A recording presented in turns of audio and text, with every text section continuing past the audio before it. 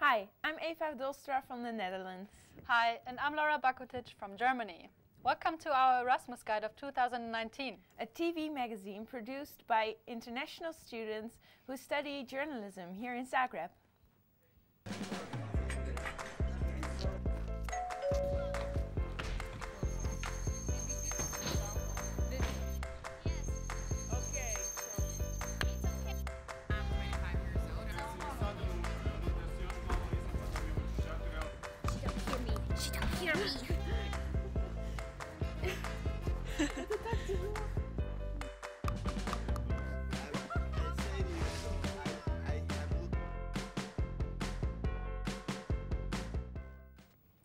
Now, getting ready for an Erasmus and studying abroad can be a very exciting experience. But I think it can be also very scary. Yes, my biggest fear of leaving my hometown was having nobody and being alone. Yeah, I totally get what you mean, and I had the same experience. But luckily, we have the buddy program of the University of Zagreb.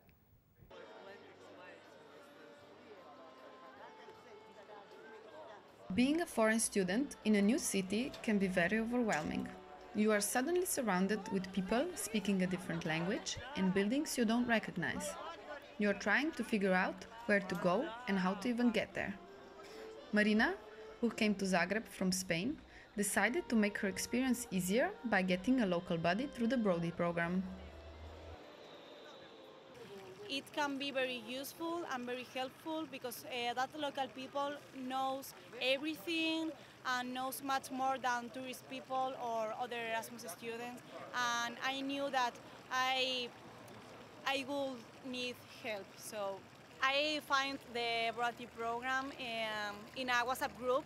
We have a WhatsApp group with all the Spanish Erasmus students. So they sent the page, and I was thinking that why don't try it? I decided to apply for the buddy program because I wanted to meet people who are not from my country, who are from different countries, who are from different cultures and stuff like that. So I can meet them and talk to them about various things. The first time we met in front of the cathedral, and we were like really glad to finally meet each other because, like she said before, we were all summer talking through the WhatsApp, and I was like really happy to finally meet her. The first time we met each other, it was really excited for me because we were talking during all the summer by WhatsApp. I really felt like meeting Lucia, and we went visiting all the city, and Lucia showed me some places of the city, and it was really nice. The buddy is the one who shows you interesting parts of the city, where to eat, where to party, and help you with the public transportation. Even if you decide to travel around Zagreb, your buddy is there to give you some tips. I choose Marina because last semester I was learning Spanish and I really wanted to pick an Erasmus student that is from Spain. And I choose Marina because she had a nice description and she said that she loved watching movies, and of course I was thinking that it would be really nice so that I can speak in Spanish with her or even just to improve my English. For me, this experience is really good because Lucia has helped me with everything. I really like it because Lucia is very, I don't know how to say it, but it's very helpful, and she always pay attention to me, and it's really nice, and it's also funny. So I really like to to meet with her. Thank you, Marina. I'm really glad to meet a person like Marina. She is so nice, and I could not be more happier to have her as my Erasmus student, and she's the best. Thank you. Next time you decide to take part in an exchange, you might want to think about a program like this, which is not only a cultural exchange, but also a way to build friendships. So I guess getting around Zagreb is less scary when you hang out with local people. Yeah, I totally agree. So I think Erasmus really has some good sides. Eating at Mensa? Living in the dorm? Well, I was not referring to that, but I was rather talking about meeting new people from all over the world. My name is Olga. I'm from Russia. I study on the Faculty of Political Science of University of Zagreb. Hello guys, I'm Mykola. I'm from Ukraine. I'm studying software engineering. I'm also from Ukraine and my name is Svitozar. My name is Alexandra. I'm from Poland. I'm Batan. I'm from Turkey. I'm studying in here at Faculty of Economics and Business. And my name is Julia. I'm 22 years older from Poland. I decided that it's kind of nice country with nice climate compared to Germany, for example. I choose Zagreb because I think it's the most beautiful city in the Central Europe and it is cheaper than other European countries. We were discovering our faculty more with some Croatian students. I've heard some Polish language, and we said, oh, finally we can speak in Polish. My biggest expectation in from Erasmus, to improve my English here.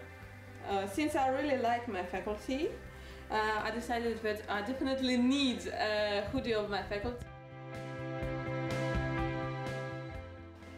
They are really open and helpful. People in Croatia basically speak great English. We found out that the buses are really cheap. So basically we were in Zadar, in Split, and different parks. To Rovinj, for sure in the future I will be back. To Serbia I went with an organized trip. So all the trips is kind of Erasmus within the Erasmus, so you're always traveling, studying and making connections.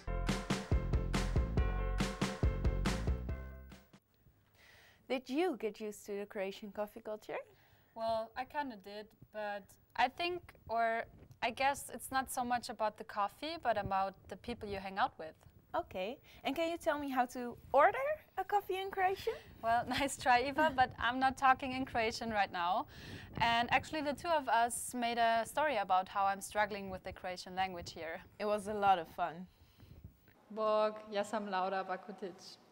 Hi everyone, I'm Laura Bakotić. When people hear my name, they're like, okay, so you're Croatian, so you should be really talking Croatian better than you can do right now. So this puts a lot of pressure on me, I would say. Like, I'm Bakotić, so I am supposed to do it. Living in a new city can be a great challenge, but for Laura, half German, half Croatian, the challenge is a bit bigger. Laura is in Zagreb on a student exchange. Even more important, she's here to learn the language of her father.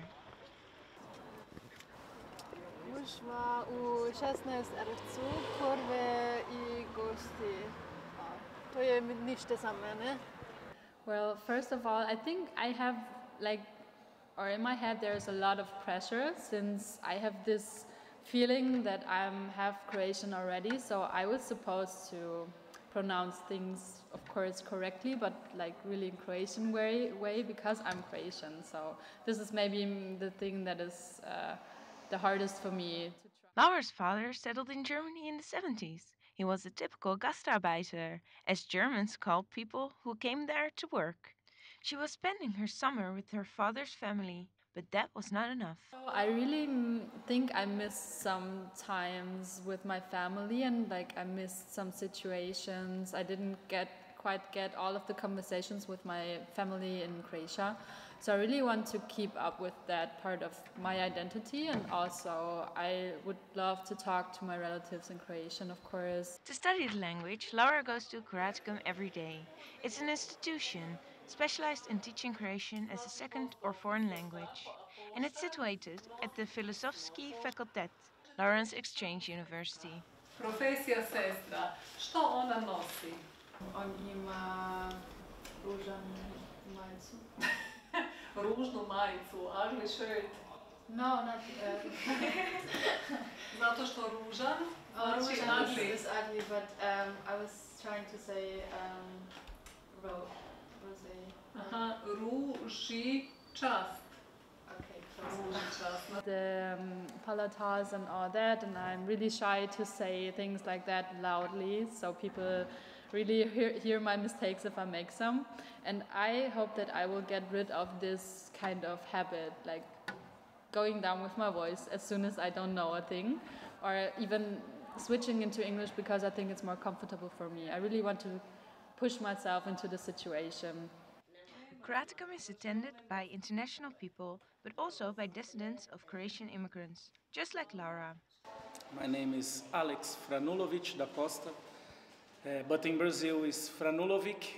People doesn't speak the way that it should be, like we talk here in Croatia. You have to feel something to come here to learn this crazy language. Rijetko je, ali ponekad volim ići razgledati odjeću. Sí, para mí estudiar croata significa una conexión con mi familia, con mis antepasados. Toda mi familia de parte de mi padre es croata y que yo esté estudiando su lengua, para ellos es muy importante y estar muy contentos de que yo esté aquí.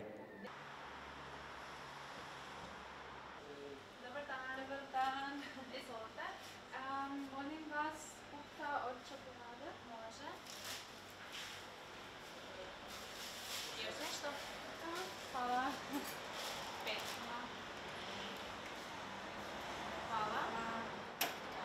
I will graduate from this university. I would be very happy if I could at least talk in Croatian, like just small talk would be fine, because I understand a lot already, but I don't feel comfortable at all talking in Croatian yet.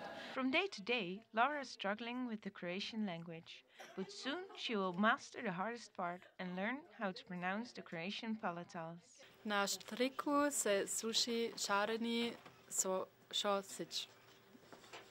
Bravo. So I'm proud to say that I finally made some progress with my Croatian here. And now when someone asks me, možemo na hrvatskom, which means something like, can we switch into Croatian? I'm not so shy anymore, and I start to feel more comfortable. And I start saying things like, da, može, ali samo polako, samo malo, trebam još učiti hrvatski jezik. I don't understand, so let's move on. We have another very interesting story, because our friend Katja took her dog with her here to Zagreb. So let's see how she did it. If you spend a lot of time in the center of Zagreb, you might run into this friendly little dog waiting in front of a supermarket or laying in a cafe next to her owner. You will recognize her by her interesting eyes. One is brown and the other is blue. Meet Inja, the Shetland sheepdog, who is also enjoying an Erasmus experience alongside her owner Katja, who brought her here from Slovenia. I like having Inja here with me in Zagreb because last year I was in Prague for 5 months at another Erasmus exchange, and I missed her so much, so it's really nice that I can be with her all the time now, but with that it also comes a huge responsibility. Katja first got Inja when she was just 8 weeks old. She got her with the intention of competing in agility competitions because this breed is known to be very smart and fast. To get her, Katja and her parents drove from Slovenia to the Czech Republic to pick her up from the breeders. After a year of training, Katja decided to stop because it was all becoming too serious and stressful. Inja then became a normal family dog, living with Katja, her parents, and her sister in Ljubljana.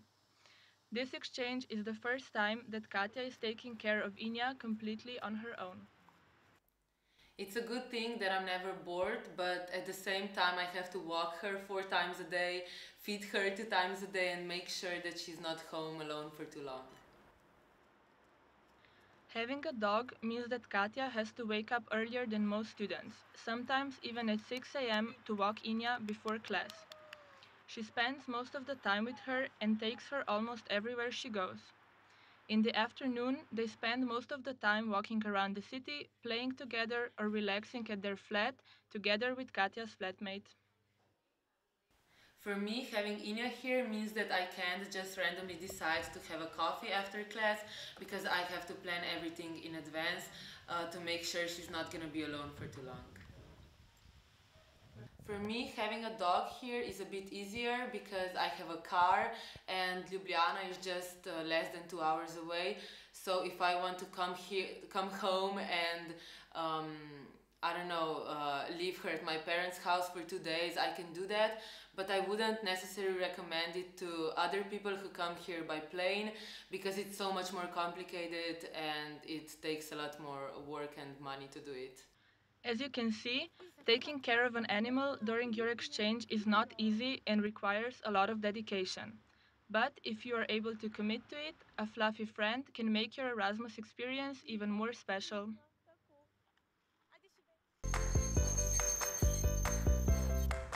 Hi, this is Inya, the Erasmus dog, and now we're going to show you some tricks.